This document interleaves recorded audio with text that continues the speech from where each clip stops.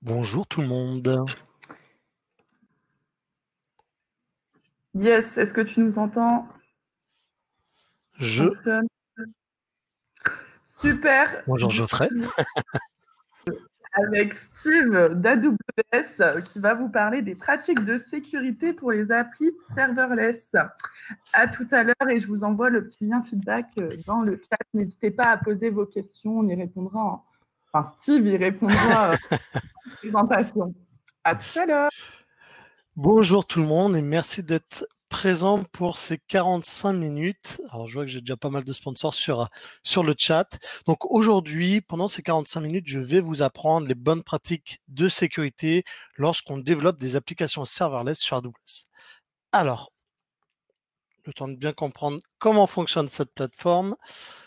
Alors, le serverless, qu'est-ce que c'est déjà? Alors, vous en faites pas, je vais pas passer 45 minutes à vous parler de ce que c'est, plutôt de sécurité, mais histoire de remettre un peu les bases. Alors, le serverless, derrière, c'est des technologies, c'est des services qui, comme son nom l'indique, n'auront pas de serveur. Alors, bien sûr, vous vous en doutez bien, il y a des serveurs, mais d'un point de vue utilisateur, vous n'aurez pas de serveur approvisionné, pas d'infrastructure à gérer. Vous n'allez pas gérer aussi tout ce qui est scalabilité, élasticité. Aujourd'hui, on va vous proposer un service qui va le gérer tout seul. Donc, d'un point de vue utilisateur, que vous ayez une personne, 1 million de personnes aujourd'hui, ça sera totalement transparent pour vous. On va s'occuper de gérer les pics de charge, de gérer aussi le downscaling pour réduire les serveurs et l'infrastructure sous-jacente. Autre point lié au serverless, c'est qu'on va uniquement payer ce que l'on consomme. Alors, aujourd'hui, avec les technologies du cloud, on paye déjà la consommation, c'est-à-dire que par exemple, si vous provisionnez une machine virtuelle, vous allez payer à la seconde. Ici, on va encore changer d'échelle. On va, par exemple, pour tout ce qui est petites unités de compute qu'on verra tout à l'heure, on va payer par tranche de 100 millisecondes pour l'exécution de votre fonction. C'est-à-dire que vous ayez 0 invocation, vous payerez 0 $. Si vous en avez 1 million, vous allez payer les 1 million d'invocations qui en sont liées. Et autre avantage, c'est que c'est des technologies, c'est des services qui sont hautement disponibles et sécurisés. Alors la disponibilité, c'est quoi? Aujourd'hui sur AWS, on a ce qu'on appelle des régions, c'est des zones géographiques. Au sein de ces régions, on a ce qu'on appelle des zones de disponibilité.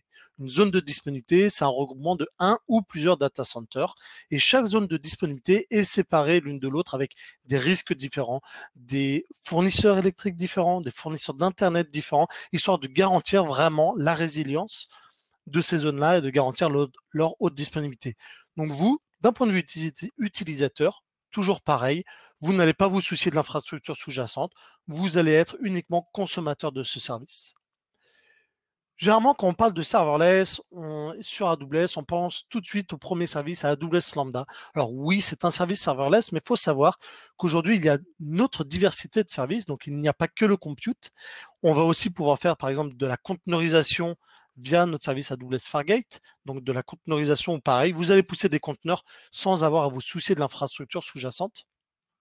On va pouvoir trouver des zones de stockage aussi, par exemple avec notre stockage objet qui s'appelle Amazon S3, qui est entre guillemets quasi illimité. Aujourd'hui, vous pouvez pousser le volume de données que vous voulez dessus et vous n'aurez jamais à vous soucier en tout cas du provisioning, de tout ce qui est, voilà, on va payer pour une capacité qu'on veut peut-être dans le futur. Non, vous allez uniquement payer à la consommation, c'est-à-dire au volume de données que vous allez stocker à l'instant T.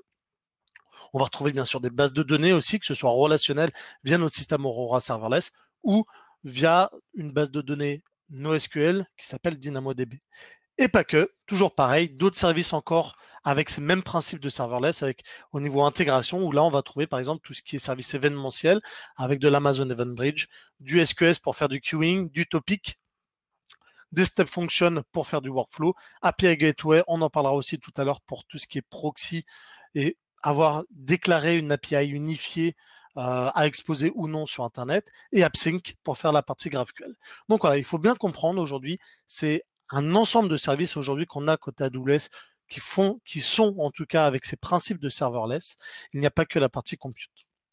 Et il faut bien comprendre aussi que c'est pas juste des paillettes. Alors, pour reprendre les terminologies, ici, ce n'est pas juste des paillettes. Aujourd'hui, des clients AWS, en tout cas, ont fait ce choix, ont annoncé même ce choix. Et là, je vais reprendre le cas de l'Air Hermès qui, en 2019, a annoncé lors du Summit qu'ils avaient une stratégie serverless first. Non pas serverless only, mais serverless first, c'est-à-dire que par défaut, ils vont réfléchir en tout cas à trouver et utiliser le maximum des technologies cloud natives. Et bien sûr, tout cas d'utilisation ne va pas forcément, en tout cas, ne va pas pouvoir être exploité avec ce genre de service. Donc, dans ce cas, ils vont aller du plus managé au moins managé et trouver, possiblement, utiliser des machines virtuelles en dernier recours. Mais voilà, c'est une réalité aujourd'hui. De nombreuses technologies, en tout cas, utilisent ces briques-là pour les différents avantages qu'elles peuvent apporter.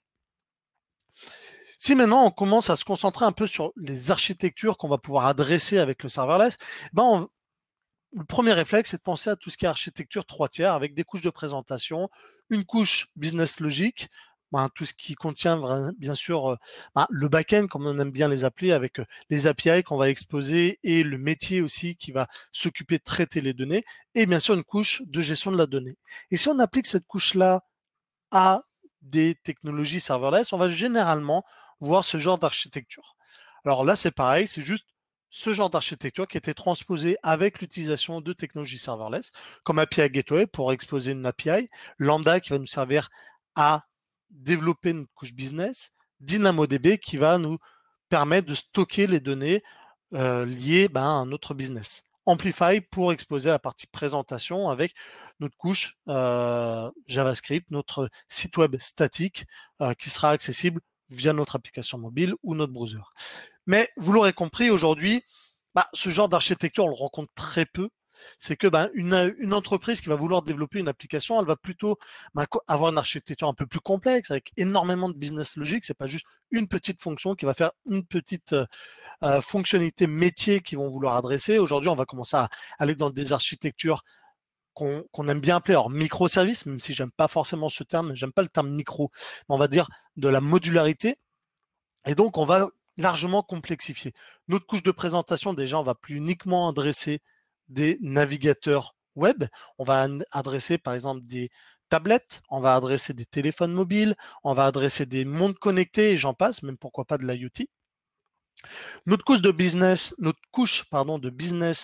va, elle, être adressée par pas un seul service, mais par une multitude de services qui chacune, en tout cas, vont avoir leur responsabilité en termes de domaine métier. Et bien sûr, ces services vont devoir communiquer à un moment donné. Donc, ces services-là, vont pouvoir, en tout cas, au niveau asynchrone, échanger de la donnée si on veut. Et ces couches de services vont pas être contraints à utiliser une seule technologie. On va pouvoir utiliser, par exemple, du Fargate pour un cas d'usage. On va pouvoir utiliser des Lambda pour un autre cas d'usage.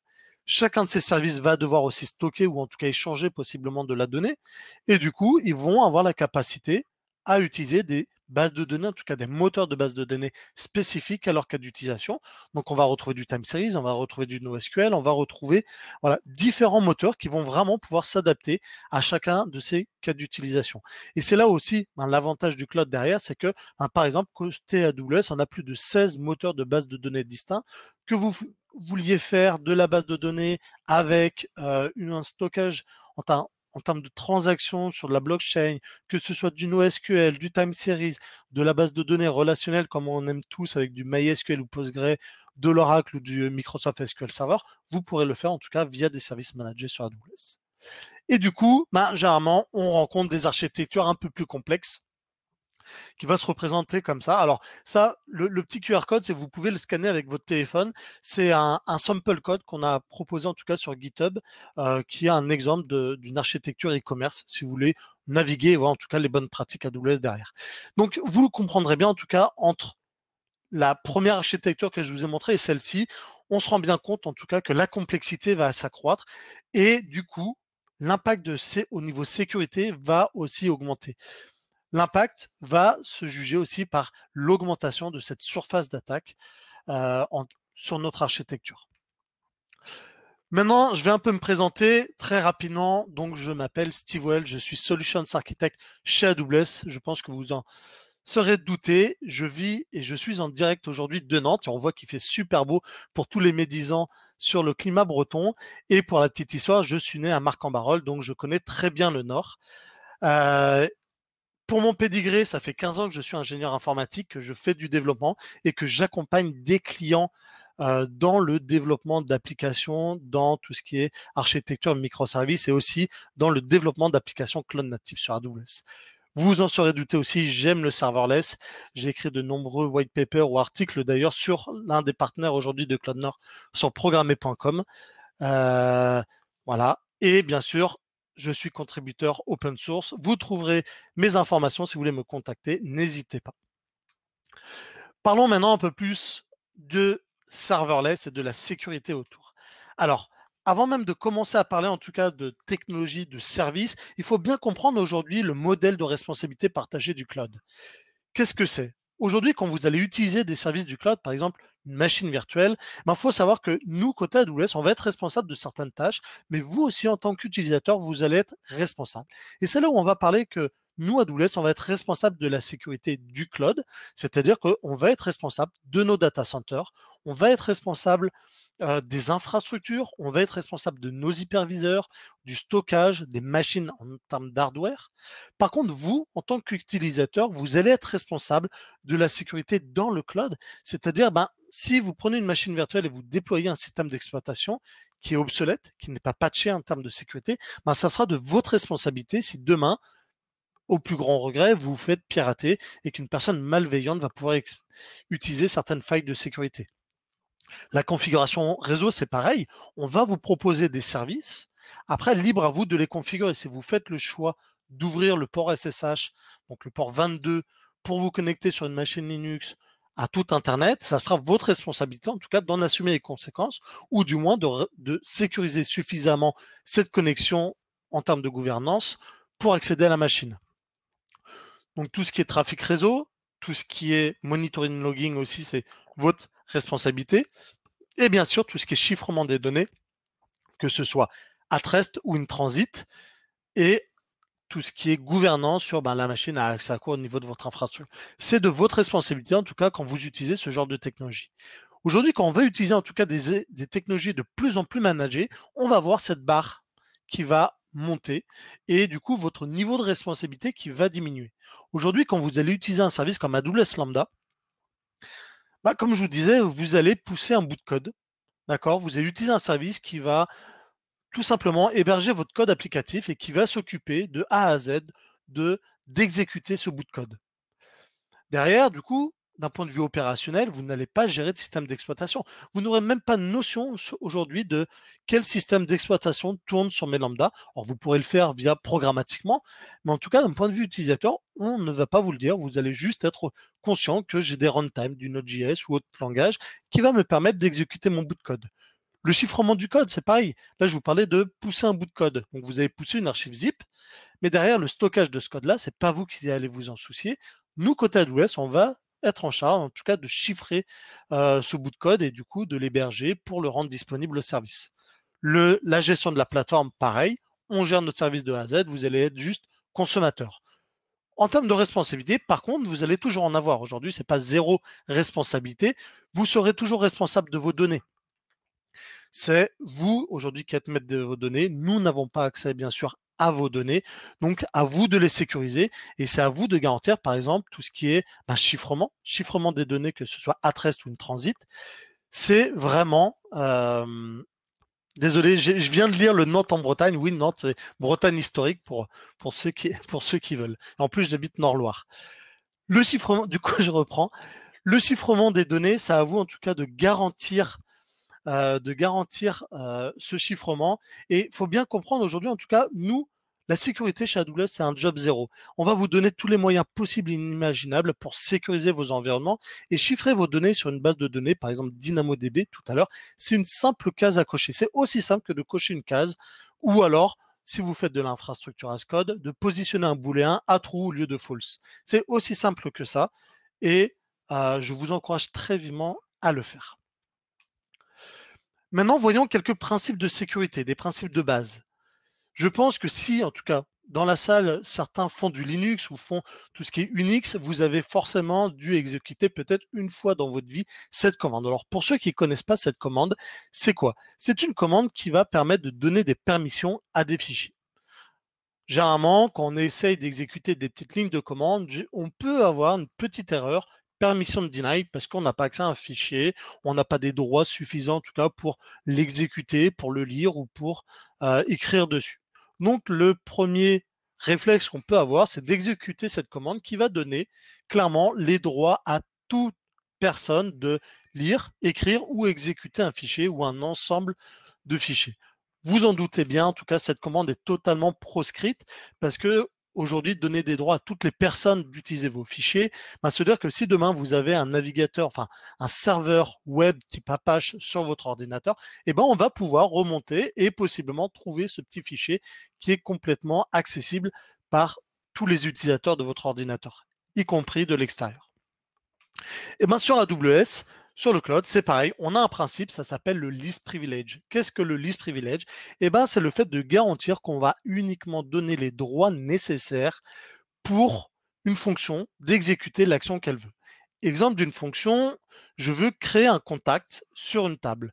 Alors, le premier réflexe qu'on peut se dire, parce que j'ai pas forcément envie de réfléchir, je vais donner, voilà, la première permission en haut. C'est-à-dire que je vais autoriser, donc l'effet, c'est je vais autoriser une action. Donc là, les actions, c'est quoi? C'est de pouvoir consommer l'intégralité des actions sur le service DynamoDB. On voit la petite étoile qui va nous donner vraiment l'intégralité des actions possibles sur ce service-là. Et sur l'intégralité des ressources, pareil, on a mis un wildcard avec la petite étoile sur les ressources. Vous vous en doutez, aujourd'hui, cette permission est complètement proscrite, c'est-à-dire à une fonction qui doit uniquement inscrire un objet sur ma base de données, je vais lui donner en même temps les droits de lire, les droits de créer des nouvelles tables, les droits aussi de pouvoir impacter, écrire, modifier ou lire l'intégralité des tables que j'ai au niveau de mon service AWS. Et donc, ça ne respecte pas du tout, en tout cas aujourd'hui, les premières normes de sécurité que nous, on pousse, qui est le least privilege. Donc, on va plutôt aller vers la deuxième petite policy, où là, on va restreindre. Ma fonction, elle doit juste insérer un objet, je vais restreindre à l'action qui s'appelle putItem pour DynamoDB. J'aurai uniquement le droit, en tout cas, de pousser des nouveaux items sur ma table. En termes de ressources, pareil, je ne vais pas lui donner l'accès à l'intégralité des ressources, mais uniquement à la ressource en question. Autre principe, c'est tout ce qui est de la défense à tous les étages. Alors quand on parle de défense à tous les étages, c'est quoi? Si on reprend une architecture standard, donc aujourd'hui, notre architecture CloudFront, notre architecture avec notre back-end et pourquoi pas un peu de cache en frontal avec CloudFront. Donc CloudFront, c'est un service de cache qui va utiliser ce qu'on appelle des edge locations. Donc les edge locations, c'est des petits sites qu'on a avec du matériel AWS pour nous permettre et vous permettre aussi d'être au plus proche de vos clients et de garantir les meilleures latences. Si on déploie notre API et du CloudFront, on retrouve donc un frontal en API. On va retrouver notre business logic avec notre petite fonction lambda et une couche de stockage de données. Si aujourd'hui on regarde un peu quelles sont les sécurités qu'on va pouvoir positionner. J'ai perdu le focus. Je retrouve ma souris. Pardon. La première sécurité où on va pouvoir, en tout cas instancier, c'est déjà s'outiller avec un firewall applicatif. Un firewall applicatif, pour ceux qui ne connaissent pas, alors tout le monde connaît, je pense, le terme firewall aujourd'hui pour protéger tout ce qui est trafic réseau. Alors, il faut savoir que tout ce qui est trafic réseau, enfin échange réseau, il y a on va dire une stack avec différents niveaux OSI. Et donc, généralement, on reste sur des couches basses. Là, aujourd'hui, un firewall applicatif, c'est-à-dire qu'on va être sur la couche haute applicative, qui est la couche numéro 7.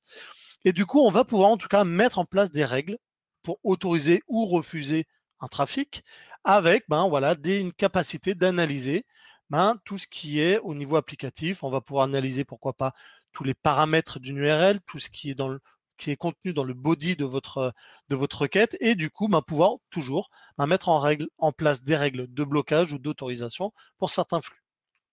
Ensuite, on va avancer un petit peu et on va penser à API Gateway, notre API. Vous en doutez, aujourd'hui, je pense que tout développeur dans la salle aura déjà au moins fait une fois ça dans sa vie. Développer une application, généralement, on commence par la partie stockage des utilisateurs et autorisation, c'est qui a le droit de consommer mon API. Est-ce que j'ai des administrateurs? Est-ce que j'ai des managers? Est-ce que j'ai peut-être des simples utilisateurs ou même, pourquoi pas, ouvrir mon API à l'intégralité de la planète, à l'intégralité des utilisateurs. Aujourd'hui, nous, en tout cas, côté AWS, on vous propose un service qui s'appelle Amazon Cognito qui va vous permettre de gérer intégralement tout ce process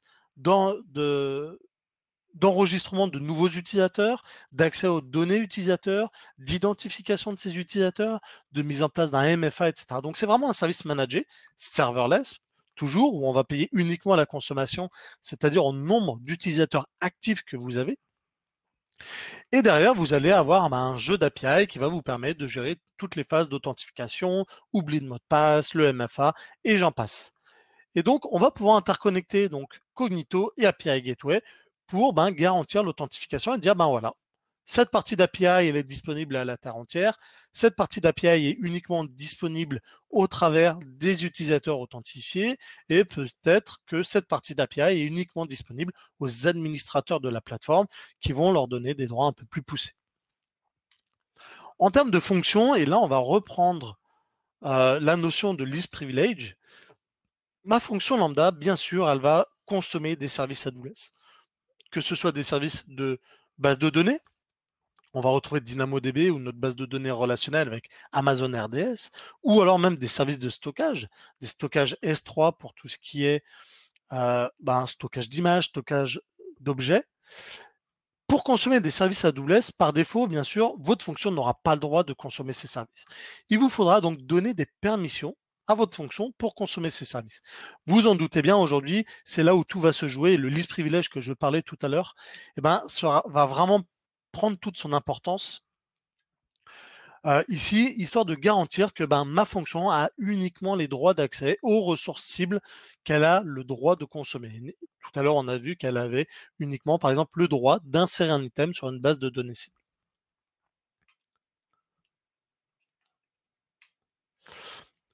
Et enfin, la couche de stockage. La couche de stockage, là, on va commencer à parler chiffrement. Et je le rappelle, aujourd'hui, chiffrer vos données sur l'intégralité de nos services de stockage qu'on voit ici, c'est une simple case à cocher. D'accord? C'est aussi simple que ça et je vous invite vraiment à le considérer. Encore plus qu'aujourd'hui, en tout cas, côté RGPD, vous devez de vraiment garantir la sécurité de vos données, encore plus de vos données personnelles que vous stockez, de la donnée de vos utilisateurs. Aujourd'hui, chiffrer vos données, c'est vraiment... Alors, si vous voulez regarder en termes de coûts en fin de mois aujourd'hui, on parle que de quelques dizaines de dollars aujourd'hui sur le fait de chiffrer vos données. Ce n'est pas des échelles exorbitantes avec des milliers de dollars sur le coup.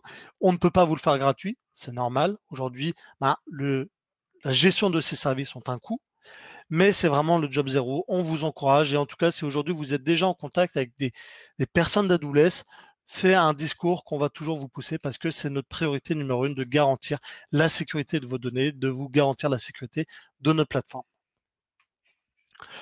Parlons maintenant un peu plus de code. Il y a aussi des pratiques, quand on parle de sécurité, c'est pas que l'infrastructure. En termes de développeurs aussi, on est responsable de la sécurité de notre code. Le premier principe, là, on a parlé de nos fonctions lambda qui avaient accès à des services AWS. Pour donner accès à ces services, quand on ne connaît pas trop la plateforme, on peut se dire, je vais leur donner des identifiants, mes fonctions lambda, avec un access key, secret key. Généralement, c'est les identifiants qui sont générés côté AWS. Je vais pousser ça, possiblement même dans des variables d'environnement, pourquoi pas, histoire de lui donner la capacité de consommer des services AWS. Et non, aujourd'hui, le Lambda, en tout cas, intègre, comme d'ailleurs beaucoup de nos autres services, une capacité de récupérer automatiquement, d'accord, sans rien programmer, des identifiants AWS éphémères qui vont, du coup, vous permettre d'assumer un rôle, d'assumer une permission pour consommer des services AWS. Pour tout ce qui est échange d'identifiants pour une base de données, par exemple, RDS, une base de données Postgre, MySQL, pour se connecter à ce genre de base de données, vous en doutez bien, il faut généralement un login mot de passe pour mettre ça dans votre driver JDBC et permettre cette connectivité. Mettre des logins mot de passe dans des variables d'environnement en clair, clairement aujourd'hui, c'est pas une bonne pratique. Pourquoi? Parce que encore plus avec les RGPD, c'est que vous devez maîtriser aujourd'hui qui a accès à vos données. Si un développeur qui a juste, par exemple, des droits en lecture seule sur votre environnement de production, parce que possiblement il doit pouvoir intervenir et voir les configurations qui ont été poussées, s'il a le droit en lecture seule sur vos variables, enfin sur une fonction cible qui a une connexion à une base de données, il va possiblement pouvoir voir le login mot de passe que vous utilisez sur votre base de données de prod. Vous en doutez bien, pas du tout sécurisé, ça lui donne du coup accès indirectement à vos données de production, à vos données utilisateurs, des données personnelles possiblement. Donc ici, en tout cas, une des bonnes pratiques de sécurité, c'est d'utiliser des services dédiés qui vont gérer des secrets pour vous et vous donner même en plus la capacité d'avoir des fonctionnalités supérieures, c'est-à-dire de pouvoir faire du roulement sur vos mots de passe. Une bonne pratique aussi, c'est de ne pas garder des mots de passe qui durent pendant 3 ans, avec, par exemple, un gros soleil 1, 2, 3, point d'exclamation. Enfin, j'ai été administrateur, je l'ai vu très souvent, ce genre de mot de passe. Vous en doutez, c'est une mauvaise pratique et nos mots de passe, il faut les renouveler, que ce soit tous les mois, tous les 2 mois. Et grâce, en tout cas, aujourd'hui, avec des services comme AWS, on peut automatiser ce genre de pratique.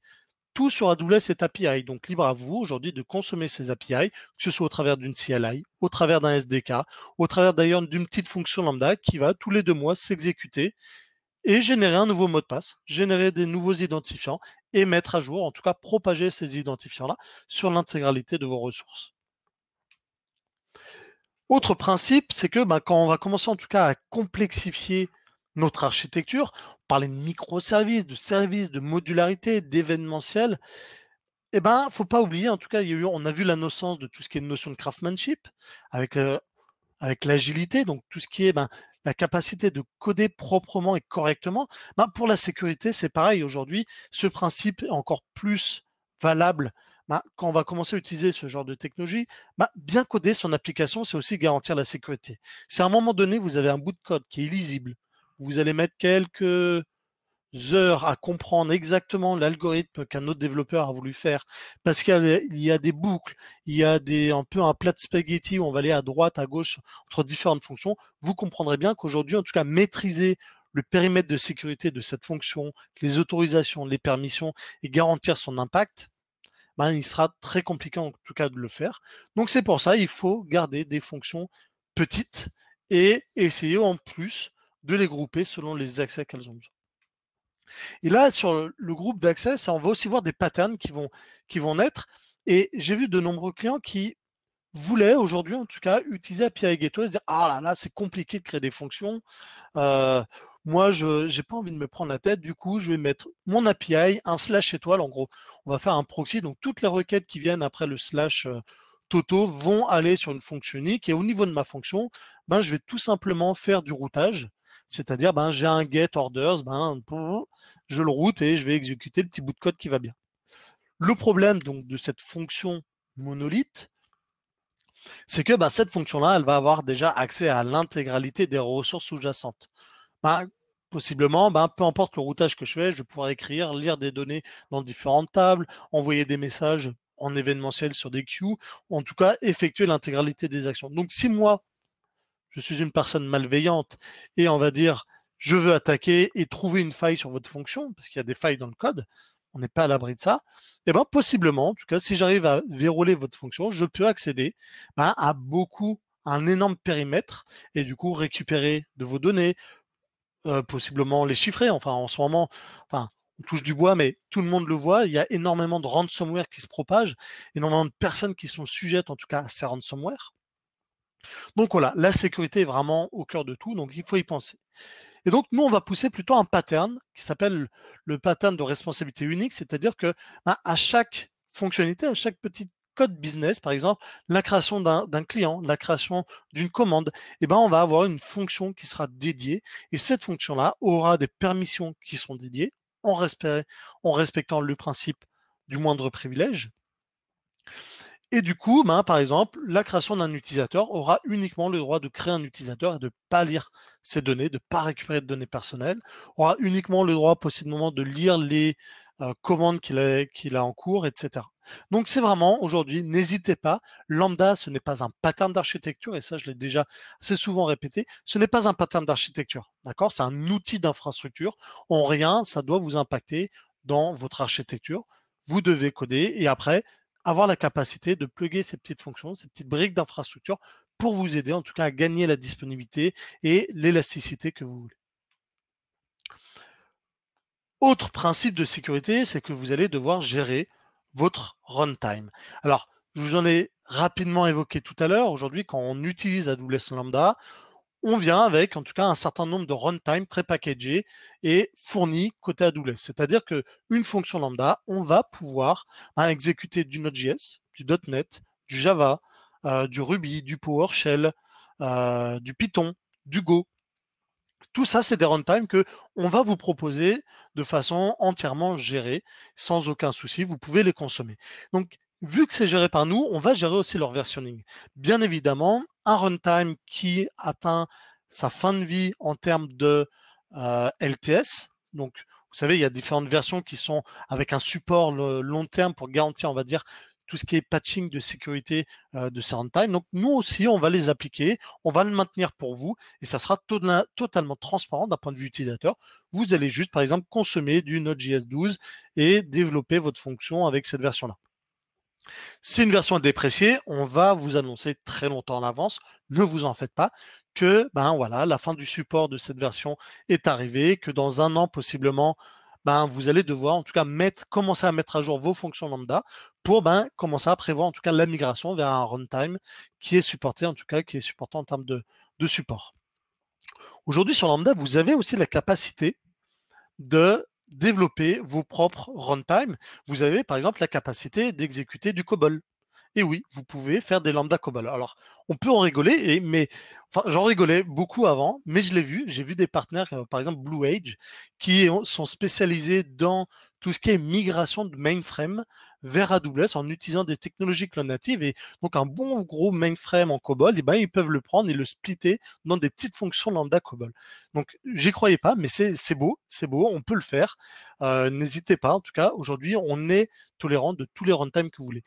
A contrario, c'est que si vous embarquez votre runtime, vous allez aussi être responsable de celui-ci et donc vous allez être responsable de sa sécurité, de son patch, de sa mise à jour et garantir qu'il est à la dernière version, en tout cas qu'il est toujours supporté et qu'il n'y a pas de faille de sécurité.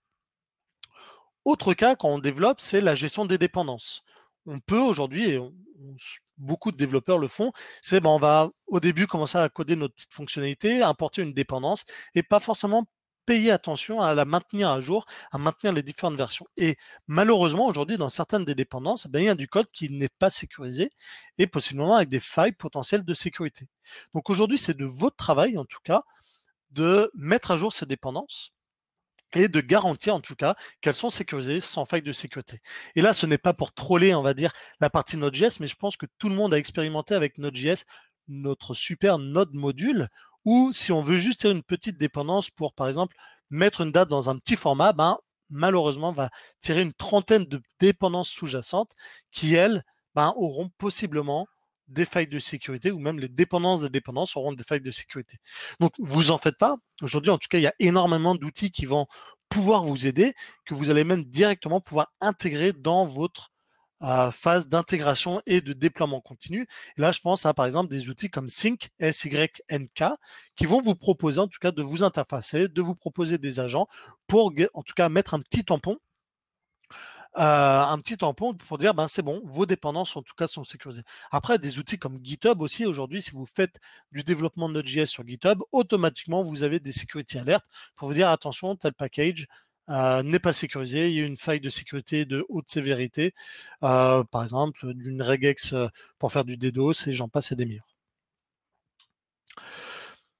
Maintenant, si on parle d'architecture et si on prend un peu le temps de s'intégrer à tout ce qui est vulnérabilité web.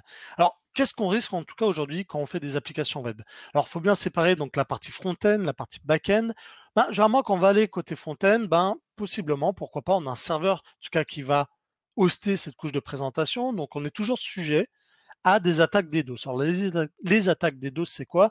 C'est des deniers de service. Je pense que tout le monde, en tout cas, en a entendu parler. On avait une célèbre communauté de hackers qui s'appelait Anonymous, qui était spécialisée là-dedans. C'était de faire tomber des applications, de faire tomber des logiciels et donc d'impacter financièrement les entreprises parce que si le business ne marche pas, derrière, il n'y a pas de rentrée d'argent.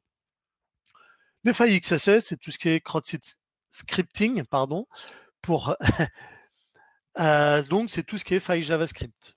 Ensuite, on va avancer un peu. Qu'est-ce qu'on risque au niveau de notre API? Généralement, bon, c'est l'API qui risque le plus. Bon, si on arrive à, à confondre la partie bon, site web statique, peut-être qu'on ne risque pas grand-chose, mais la partie API, c'est elle qui contient business logic et donc l'accès à nos données. Et ben là, c'est pareil. On va aussi retrouver la faille DDoS. Hein, on peut aussi faire tomber notre backend, possiblement, et aussi la faille Corse. Alors, pour tout développeur, je pense que on a rencontré à un moment donné dans notre vie cette faille Corse sur l'autorisation entre la connexion sur de plusieurs domaines à notre API. Côté lambda, qu'est-ce qu'on risque? Là, on va avoir du code. On va avoir du code qui va accéder à un système de données. Quand on a des requêtes qui vont accéder à ces systèmes de données, généralement, on peut rencontrer une faille qui s'appelle SQL injection. Et encore plus aujourd'hui, quand on veut utiliser des systèmes comme Lambda, où, en final, on ne va pas avoir la capacité d'importer toutes les dépendances qu'on veut. Alors, on a la capacité de le faire, mais en termes de performance, on va avoir un impact. Donc, généralement, en termes de développement, on va choisir correctement les dépendances qu'on veut embarquer dans notre fonction Lambda. Et beaucoup font des choix de partir vraiment sur du code pur, du pur Java, sans dépendance, histoire d'alléger au maximum notre fonction et de garantir vraiment la rapidité à laquelle elle va se provisionner et s'exécuter, et donc gagner des sous. Mais malheureusement, quand on va vraiment exécuter du code from scratch, on va possiblement être sujet à ce genre de faille parce qu'on va pas réfléchir et injecter directement des variables venant d'une requête directement dans une requête SQL. Donc voilà, il faut faire attention. En termes de couche de stockage, on va avoir la peur de perdre de la donnée, d'avoir des fuites de données, que malheureusement, on n'a pas bien sécurisé nos identifiants de notre base de données et que on va se retrouver avec des données qui vont s'envoler. Tout ce qui est sécurité, qu'est-ce qu'on va mettre en face? Tout à l'heure, je vous parlais de notre firewall applicatif. Et on va mettre des règles de filtrage en frontal qui vont nous permettre, en tout cas, de restreindre certaines de ces actions. Alors, quand on parle de règles, par exemple, on peut très bien éditer ce genre de règles, c'est-à-dire que je vais autoriser toutes les requêtes qui viennent des États-Unis. Mon application n'a pas besoin d'être accessible en France ou en Chine ou en Australie ou en Russie ou en Amérique du Sud, uniquement l'Amérique du Nord. Je vais pouvoir en tout cas restreindre la provenance des requêtes et autoriser uniquement ces flux-là. A contrario, je vais pouvoir bloquer donc des requêtes, par exemple. J'ai des règles managées sur AWS WAF qui vont me permettre de me protéger donc de base sur les failles XSS et sur aussi des failles d'SQL injection. Pareil pour mon payload, c'est-à-dire mon body, possiblement, je vais mettre des protections pour me dire, normalement, en tout cas, les données que j'envoie, en tout cas que je fais transiter, elles ne vont pas dépasser 1 kilobit. Et du coup, je vais me protéger, dire, si ça dépasse, je bloque les requêtes. L'authentification, c'est pareil. L'authentification, on va... Alors, je vois que le temps file. L'authentification, c'est très important. Et aujourd'hui, il y a une norme un peu open source qui est le JWT, le JSON Web Token, qui va me permettre en tout cas d'échanger entre deux parties des informations et de garantir en tout cas la sécurité d'échange. Cognito, donc le service que je vous ai parlé tout à l'heure qui va vous permettre de gérer votre base de données utilisateur, bien sûr, va pouvoir vous fournir un système d'authentification, mais aussi du coup de pouvoir récupérer ce token JWT et de le fournir à un autre parti. Ici, nous, on va parler d'API Gateway, donc on va pouvoir interfacer les deux services et du coup, garantir que, voilà, mettre en place des mécanismes de sécurité pour tout ce qui est authentification et autorisation pour dire tel utilisateur a le droit ou non de consommer telle API. Un token JWT, brièvement, c'est quoi? On a une séparation entre trois parties, un header, un contenu et une signature. Bon, le header, il est là pour dire un peu c'est le contenu du token. Ensuite, le payload, c'est quoi? C'est le contenu avec les données utilisateurs. Les données utilisateurs, c'est quoi? C'est par exemple son nom, son prénom, son email, son identifiant, bien sûr, possiblement même les groupes utilisateurs auxquels il fait partie. Donc, je suis admin, je suis utilisateur. Et sa signature, il faut une signature pour garantir que l'échange entre les deux parties est sécurisé et qu'il est garanti. On ne voudrait pas qu'une personne puisse forger lui-même son petit token, envoyer ces données-là et du coup corrompre notre API. On va envoyer ce token JWT. Bien sûr, notre API Gateway va pouvoir l'interpréter et autoriser ou non la personne à consommer certaines parties de l'API. Vous avez bien sûr la capacité aujourd'hui de déclarer votre propre autorisation. Vous n'êtes pas obligé d'utiliser Cognito. Vous pouvez utiliser des briques standards type O0, de type Octa, de type Keycloak et j'en passe, qui vont en tout cas permettre de s'interfacer avec API Gateway pour fournir ce mécanisme d'autorisation et d'authentification. Des vulnérabilités, parlons-en aussi. Et là, ne vous en faites pas, j'ai bientôt fini. Je vais pas rentrer dans le détail de chaque vulnérabilité. Je vous inviterai en tout cas à les regarder parce que j'en ai déjà abordé certaines. Aujourd'hui, il y a une fondation open source qui s'appelle OWASP qui, en je ne sais plus quelle année, mais il y a quelques temps déjà, en tout cas, a édité un top 10 des vulnérabilités quand on développe une application web. Aujourd'hui, ils nous ont mis à jour en tout cas ce top 10 pour l'adapter à tout ce qui est application serverless. Et du coup, voilà, on peut retrouver ici ce petit Rex. Alors, bien sûr, là, je vais vous montrer un des petits bouts de code qu'il ne faudra pas refaire si vous ne maîtrisez pas le système. Je ne vous encourage en rien, en tout cas, à faire ces pratiques-là qui ne sont pas forcément sécurisées. Et on va juste avoir un focus sur la faille de sécurité numéro 1. Et là, on va se projeter dans un peu de code parce que je sais qu'ici, on est tous des techs, on aime bien le code. Si on prend ce petit bout de fonction, alors ce petit bout de fonction, il fait quoi? Il va recevoir un événement de notre service S3. Notre service S3, c'est quoi? Donc un service de stockage de documents qui, par exemple, dès qu'on va poser un fichier, va pouvoir envoyer des événements. Par exemple, tiens, j'ai reçu un nouveau fichier qui est stocké ici sur tel chemin. Je vais pouvoir réceptionner cet événement au niveau de ma fonction pour faire un traitement. Par exemple, je dépose une image en RAW pour faire un album photo et ma fonction va prendre cette image et va la tailler dans différents formats pour optimiser peut-être l'affichage sur le web.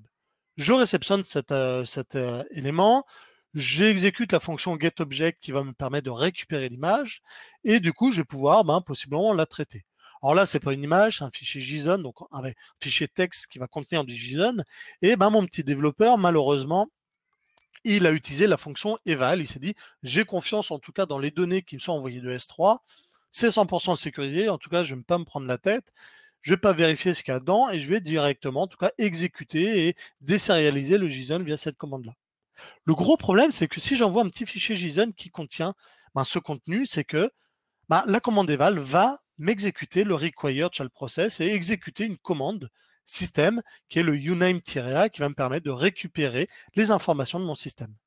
Vous en doutez bien, donc c'est une mauvaise pratique, la commande eval est à mitiger. Du coup, comment se prévenir de cette faille de sécurité? Déjà, ne jamais faire confiance à un input. Ce n'est pas parce qu'aujourd'hui, en tout cas, ça vient de S3. Alors, l'événement qui vient de S3 est sécurisé parce que là, aujourd'hui, c'est deux services AWS qui vont communiquer l'un avec l'autre. Par contre, le contenu des informations du fichier, elle, possiblement, peut être vérolé, comme ici. Et donc, il faut toujours valider ce contenu-là avant de faire un eval comme ça. Valider, en tout cas, que le contenu du document est bien un fichier JSON. Le list privilege, là, à partir du moment où j'ai le droit d'exécuter des commandes, la personne peut très bien monter un SDK AWS, exécuter des commandes AWS qui vont lui donner, créer un compte utilisateur admin, etc. Donc, le list privilege, le moindre privilège est très important. Là, si la fonction a uniquement, par exemple, le droit de lecture sur un document S3, la fonction, en tout cas en termes de permission, doit uniquement avoir les droits de lecture sur ce document bien précis. Et comme ça, si on arrive à verrouiller, bien sûr, l'utilisateur, en tout cas l'attaquant n'aura pas les accès. Utilisez des librairies en tout cas pour vous prémunir et vérifier chacune de vos inputs, chacune de vos entrées. Dernière phrase avant de terminer. Aujourd'hui, il faut bien comprendre que, et je vous le répète, nos services AWS, c'est des outils d'infrastructure, d'accord, sans rien un pattern d'architecture. Ce n'est pas parce qu'en tout cas, vous utilisez ce genre de service que le modèle de menace va changer. Il sera amoindri, d'accord? Vous aurez beaucoup moins de choses à gérer, comme tout ce qui est système d'exploitation, patching, etc. Par contre, en tout cas, voilà, ça ne change pas sur les moyens d'attaque. Lisez bien ce top 10 OWASP. Je vous l'encourage, en tout cas, en avoir conscience quand vous commencez à coder sur ce genre de service, parce que la sécurité aujourd'hui, c'est une priorité, encore plus dans le contexte actuel, avec tous les ransomware qui se propagent. Et en tout cas, ayez connaissance des nouvelles approches, d'accord? C'est pas parce qu'on utilise Lambda que les menaces vont changer, uniquement les outils, en tout cas, sous-jacents pour vous permettre, en tout cas, de vous protéger. Voilà. Je crois que j'ai pas dépassé parce qu'on avait commencé 2-3 minutes en retard. Je vous remercie. J'espère que vous êtes en tout cas tous en bonne sécurité. Petit mot de la fin. On recrute sur l'île, on recrute un Solutions Architect. Donc, si vous avez envie d'aller et de découvrir l'aventure AWS, n'hésitez pas à scanner ce petit QR code. Vous aurez accès directement à l'offre. On a aussi un groupe Meetup sur l'île. N'hésitez pas à le rejoindre. En tout cas, on fait souvent des talks qui sont propagés. Alors là, c'est plus des talks nationaux qui sont propagés, mais n'hésitez pas à le rejoindre et possiblement même à faire partager votre retour d'expérience. On a aussi un podcast FR. N'hésitez pas à scanner ce petit QR code et du coup à le rejoindre pour avoir les dernières nouveautés. Surtout que là, on a le Reinvent, notre messe annuelle qui va commencer avec plein de nouveautés, je l'espère. Voilà, je ne sais pas s'il y a des petites questions. Alors, je ne sais pas si... On mange quand? Ah, on mange quand? Et il est juste 10h34, donc un petit Welsh et puis c'est reparti comme on dit.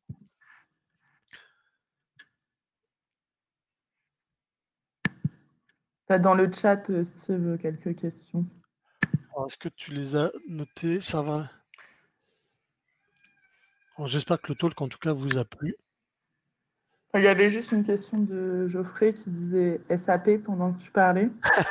Alors, je connais très bien Geoffrey. Oui, aujourd'hui, on fait beaucoup de SAP côté AWS. Il ne faut vraiment pas hésiter, encore plus avec le contexte des migrations des bases à ANA en ce moment. Mais je pense qu'on sort du cadre serverless. On n'est pas encore sur de la base ANA serverless, malheureusement. On ne sait pas, hein, enfin, peut-être que pendant le reinvent, moi je l'espère, je croise les doigts, avoir une base de données managée. J'ai la même information que vous hein, sur les annonces, donc vous en faites pas, je ne peux pas spoiler ni rien. On croise juste les doigts un jour, voir ce genre de service qui sortent. Serverless architecture programme aussi, ça pourrait marcher. Alors, est-ce qu'il y a des questions avant de vous laisser faire votre pause et prendre votre énième café de la journée ou bière si on veut être un peu aux couleurs de l'île? Une petite chouffe, ça peut toujours faire du bien à 10 heures. Hein, Geoffrey? Bon, on va clôturer ce premier talk. Merci beaucoup, Steve, pour ta présence. Merci pour votre participation. J'espère que j'étais assez clair et que je n'ai pas donné trop d'informations et que ça va vous servir dans vos futurs développements. N'oubliez pas de remplir le petit feedback. Je vous en... Oui, chez nous, le feedback est de l'or, donc n'hésitez pas. Ça permettra d'améliorer en tout cas ce qui s'est dit. Si jamais en tout cas c'était pertinent, pas pertinent, n'hésitez vraiment pas à me faire vos feedbacks. Je suis preneur. Tout à fait. Merci Steve et rendez-vous à 10h55 du coup pour le Rex Transfo Cloud Next City. Bye bye tout le monde et très bon Cloud Nord. Encore merci à l'Orga.